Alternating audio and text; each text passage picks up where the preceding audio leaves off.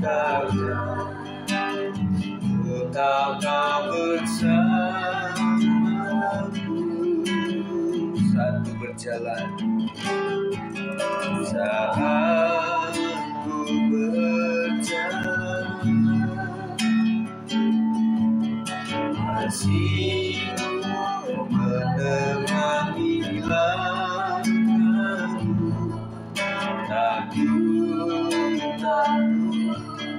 Takut bimbang, karena ku tahu kau bersamaku. Kau lebih tahu yang terbaik bagiku. Kau lebih sanggup pulihkan hidupku. Ku berserah, ku percaya, ya Yesus, penolong yang setia.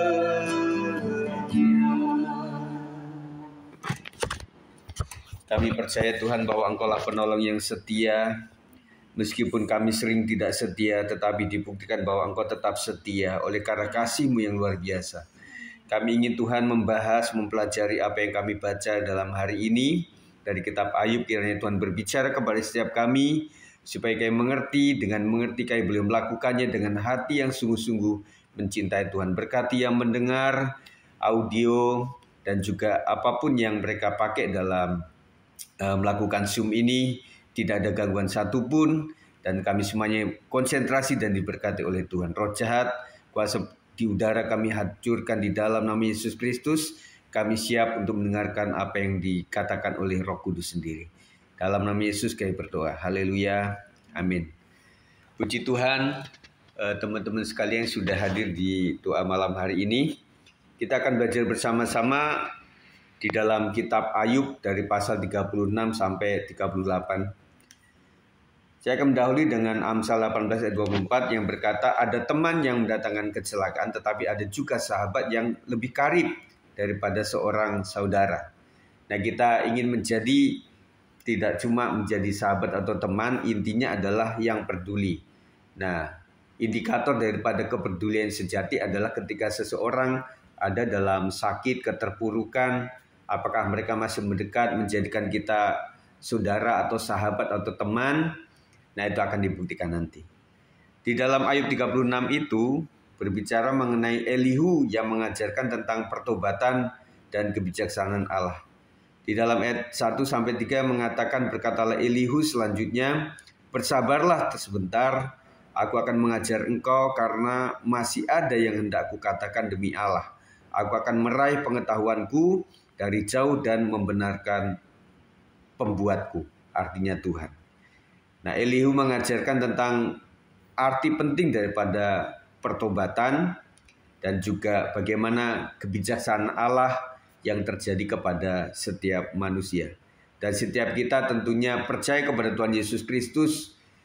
Mungkin hanya sekali saja telah bertobat, itu adalah setiap saat, setiap waktu, setiap hari, supaya kita diperbaharui menjadi orang-orang yang berkenan di mata Tuhan sendiri.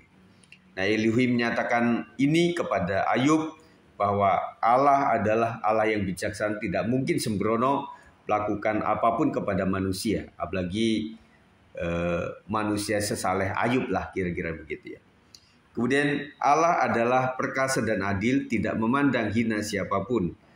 Di dalam ayat 5-7 dalam Ayub 36 ini, ketahuilah Allah itu perkasa, namun tidak memandang hina apapun. Ia perkasa dalam kekuatan akal budi. Ia tidak membiarkan orang fasik hidup, tetapi memberi keadilan kepada orang-orang sengsara. Ia tidak mengalihkan pandangan matanya dari orang benar, tetapi menempatkan mereka untuk selama-lamanya di samping raja-raja di atas tahta, sehingga mereka tinggi martabatnya. Elihu mengatakan bahwa Allah adalah perkasa dan adil, tidak memandang hina siapapun. Kebanyakan yang memandang hina itu adalah ciptaan, ciptaan kepada ciptaan lain gitu ya. Tetapi sang pembuat, yaitu sang pencipta Allah sendiri, bahkan secacat apapun maaf kata, Tuhan itu menciptakan semuanya dalam rangkaian rencana Tuhan yang luar biasa. Tuhan bilang, kau berharga di mataku. Kau berharga di mataku, mulia dalam pandanganku. Nah, itu lagu lama saudara ya. Saya masih hafal lagu itu. Nah, kemudian yang selanjutnya adalah bahwa orang yang mendengar dan taat akan hidup dengan berkat. Ayat 31 mengatakan dalam pasal 36, karena dengan semuanya itu ia mengadili bangsa-bangsa dan juga memberi makan dengan berlimpah-limpah. Jadi orang yang mendengar dan taat akan hidup dengan berkat Tuhan. Hitung berkatmu satu-satu. Nah saudara, kita belajar menghitung pada saat malam hari, nanti kita tidur, kita melihat aduh satu hari ini luar biasa loh. Ya memang ada kerugian sedikit-sedikit, tetapi di balik semuanya di sisi lain Tuhan bekerja luar biasa. Itu adalah berkat daripada Tuhan.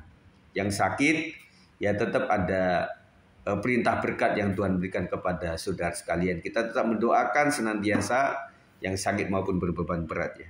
Kita masuk kepada pasal 37. Elihu berbicara tentang kebesaran Allah dalam mengendalikan alam.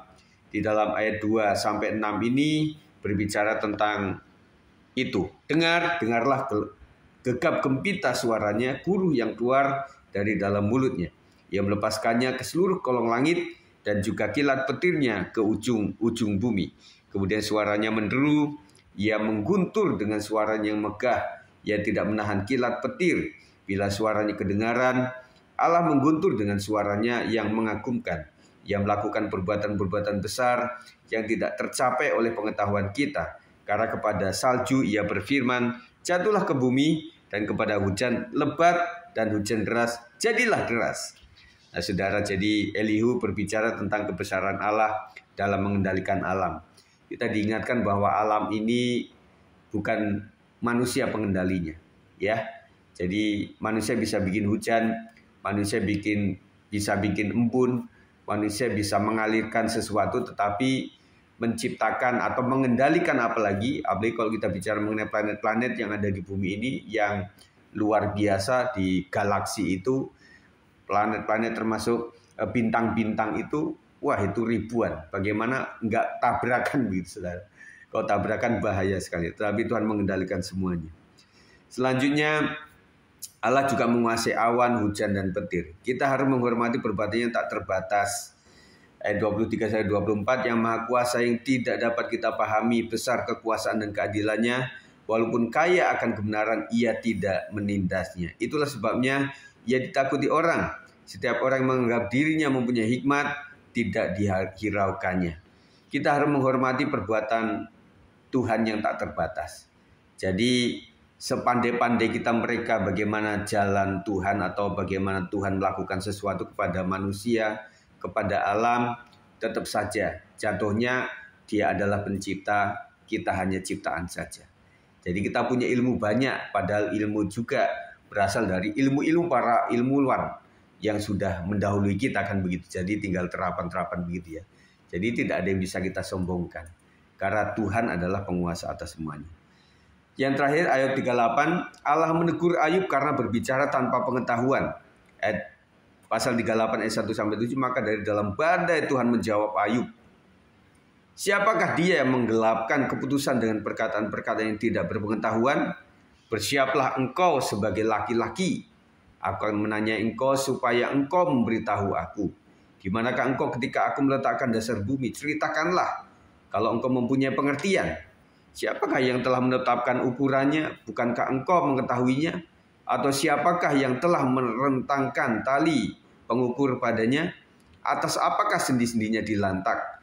Dan siapakah yang memasang batu penjurunya? Pada waktu bintang-bintang fajar bersorak-sorak bersama-sama dan semua anak Allah bersorak-sorak.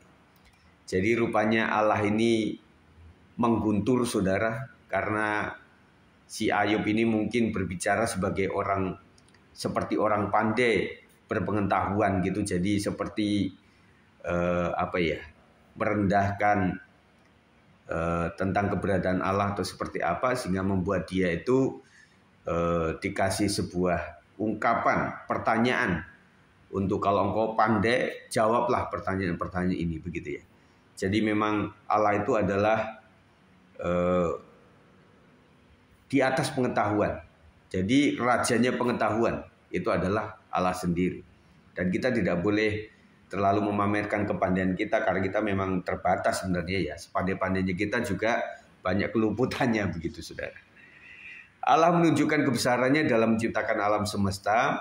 Di dalam Ayub 38 12-13, pernahkah dalam hidupmu engkau menyuruh datang dini hari atau fajar kau tunjukkan tempatnya untuk memegang ujung-ujung bumi sehingga orang-orang fasik dikebaskan daripadanya.